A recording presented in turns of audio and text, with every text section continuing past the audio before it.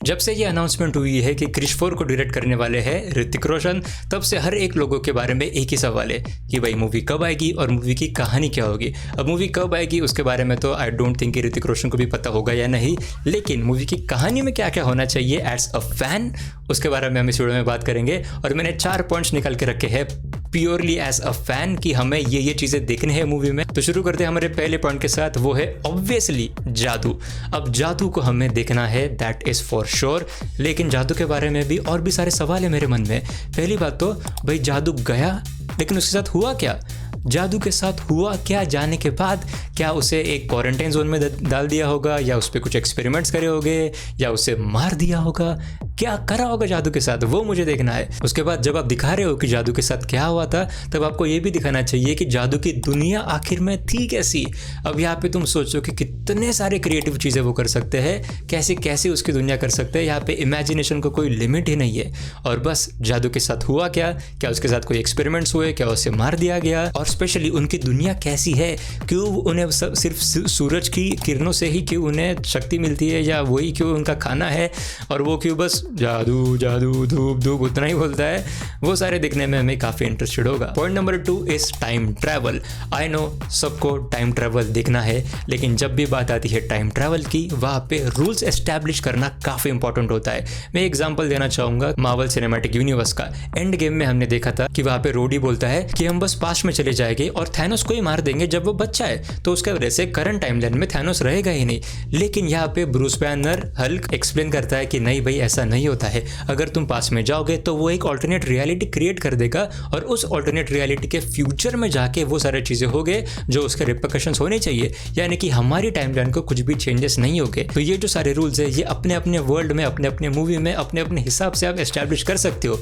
यानी कि अगर क्रिश 4 में उन्होंने ऐसा ठाना कि हम ऐसा दिखाएंगे कि हम पास्ट में जा सकते हैं, और पास्ट में जो चेंजेस हुए तो वो फ्यूचर में ऑटोमेटिकली चेंजेस दिख जाएंगे। अगर वो ऐसे रूल्स एस्टैब्लिश करते हैं तो भैया बहुत सारी चीज़ें वो कर सकते हैं, जैसे कि निशा को वापस ला सकते हैं। और बस इमेजिन करो निशा का interaction with Krishna who is आदमी नाउ, और उसको खुद एक बच्चा है, तो कितना इंसेन वो होगा। उसके बाद निशा को ला रहे हो तो रोहित को भी लेके आ सकते हो, इवन जादू को भी लेके आ सकते हो। लेकिन ये जो सारा मैंने सिनेरियो बताया टाइम ट्रेवल का, ये कहीं ना कहीं काफ़ी लेजी वे में चले जाता है। आई मीन ये बहुत ही ज़्यादा कन्वीनियंट हो जाता है, तो इसके वजह से इसके भी कुछ कॉन्सिक्वेंसेस दिखाने पड़ेंगे। तो वो सारे चीज़ें हैं, लेकिन the basic thing I want to say is कि अगर आप टाइम ट्रेवल दिखाओगे तो उसके रूल्स एस्टैब्लिश करना इंपॉर्टेंट है, which will be extremely interesting to watch. उसके बाद द थर्ड पॉइंट है नॉस्टैल्जिया।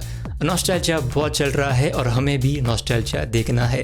अब नॉस्टैल्जिया में क्या क्या आ सकता है, जो भी सारे छोटे बच्चों की गैंग थी जो अभी बहुत बड़े हो गए होंगे, तो उन्हें ऑब्वियसली हमें देखना है। फिर इसके बाद जो रिडेम्पशन आर्क है वो काफ़ी चल रहा है, स्पेशली MCU में, यानी कि जो पुराने कैरेक्टर्स थे तो उनको बड़ा सा एक रिडेम्पशन आर्क वगैरह मिल रहा है। तो यहाँ पे भी एक कैरेक्टर है जिसे रिडेम्पशन आर्क देना चाहिए, और वो है राज सक्सेना। इमेजिन करो राज सक्सेना बूढ़ा हो चुका है, यहाँ पे आता है, क्रिश की मदद करता है कुछ करने में, वाह क्या मजा आएगा वो देखने में। उसके बाद हमारा चौथा और शायद से सबसे इंपॉर्टेंट पॉइंट है अबाउट दिस मूवी, और वो है कि एक विलन हीरो से हमेशा स्ट्रॉन्ग होना चाहिए। Villain should always over power the hero. और यहाँ पे विलन बस एक कैरेक्टर नाम से एक विलन तो अलग चीज़ हो गई, लेकिन जो एक्टर होने वाला है उस कैरेक्टर को प्ले करने वाला, that will be very interesting. अब यहाँ पे आई एम श्योर कि काफ़ी लोग बोलेंगे कि फिर से कोई साउथ का विलन लेके आ जाओ, कोई साउथ का एक्टर लेके आ जाओ, जैसे कि अभी वॉर 2 में वो कर रहे हैं कि जूनियर NTR को यहाँ पे लेके आ रहे हैं। आई थिंक उसकी नीड अभी है नहीं, क्योंकि अगर आप हिंदी सिनेमा में ही देखो तो एक आदमी है जो विलन बहुत ही सही तरीके से प्ले कर सकता है इतनी बड़ी फ्रेंचाइज में, और वो है नॉट ऋतिक रोशन हिमसेल्फ, वो है शाहरुख खान। और मैं SRK का फ़ैन हूँ, इसलिए मैं ये बोल रहा हूँ, ऐसा बिल्कुल भी नहीं है, मे बी होगा भी, but listen there is a reason for that.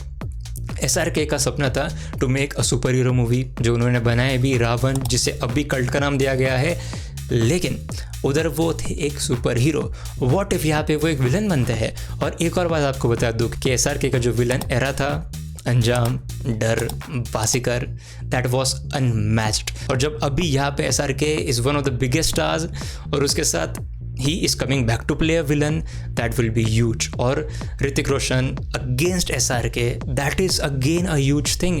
and मानो या ना मानो यार, क्रिश 4 के लिए कुछ बड़ी चीज़ें चाहिए ही चाहिए, और SRK को एक विलन बनाना, हो भाई इट विल बी अमेजिंग। लेकिन अब बात करेंगे कि विलन कैसा हो सकता है।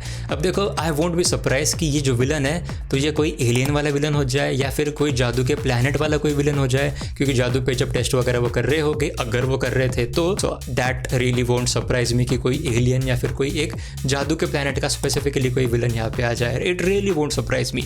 और टू बी ऑनेस्ट ऐसा चाहिए भी, क्योंकि अब देखो जो इंटरनेशनल वाले मूवीज़ है तो मतलब सुपर हीरो मूवीज़ है वो तो वैसे भी कॉमिक पे ही बेस्ड है और हर बार कॉमिक में कुछ ना कुछ एलियन तो होता ही है। तो यहाँ पे भी वाई नॉट एन एलियन। और अर्थ के बाहर की खतरा होना चाहिए ना, तो अर्थ के अगर हम खतरों की बात करें तो उसके लिए YRF का स्पाई यूनिवर्स ऑलरेडी है।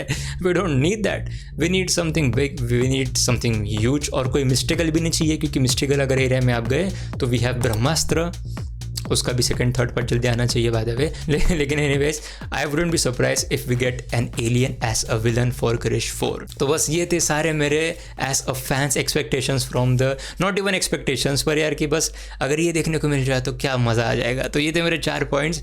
आई welcome you to write down in the comments कि आपके क्या थॉट्स थे इन सारे चीज़ के बारे में, और आप मुझे बता सकते हो कि आपको क्या क्या देखना है इस मूवी में भी, इस स्टोरी में या मूवी में। तो या that will be very interesting, we can have a nice chat about it. And आप मुझे इंस्टाग्राम पे भी फॉलो कर सकते हो और इस चैनल को भी प्लीज़ सब्सक्राइब कर लेना, क्योंकि यहाँ पे मैं मूवी रिव्यूज़ करता हूँ, मूवीज़ के बारे में बातें करता हूँ, वीडियो एसेस बनाता हूँ, इस तरीके के भी वीडियोस बनाता हूँ, और यहाँ वहाँ पे अपडेट्स वाली भी वीडियो आती है। तो प्लीज़ चैनल को सब्सक्राइब करना। And as always thank you so much for watching.